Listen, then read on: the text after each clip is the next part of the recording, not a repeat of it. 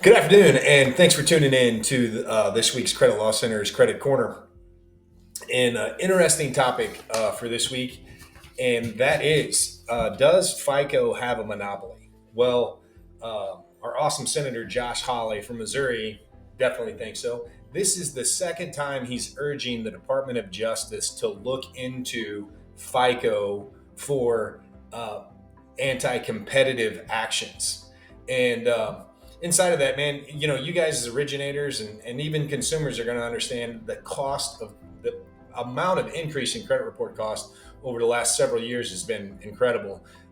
FICO increased their scored their cost by 40% last year, and that was even after the increases of 2022.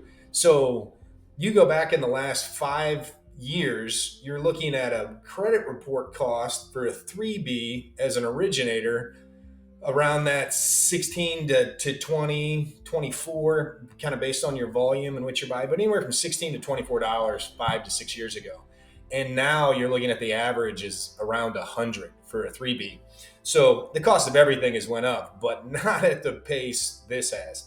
And really what Josh Hawley's pointing out here is how it's unfair and how FICO is taking advantage of a monopoly that they have. I've thought for years they've had a monopoly and totally agree with his assessment here because they have sweetheart deals with the government, meaning if government indices are forcing originators and consumers to insure mortgages that they use a FICO version 2, 4, and 5, Fannie and Freddie, VA, USDA, all of these are required to have a FICO score.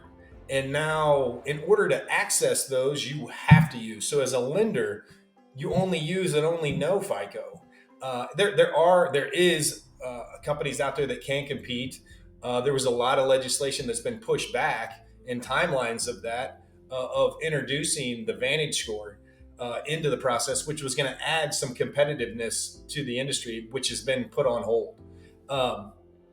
So this is a different way of tackling that. This is where the DOJ coming in, Department of Justice coming in and addressing some major concerns. But just to highlight a little bit was in his letter, shows that 90% of credit reports from business to business, which is what's being used in the mortgage process, over 90% are FICOs. And they've raised their price again 40% the last year. That was after major increases prior years.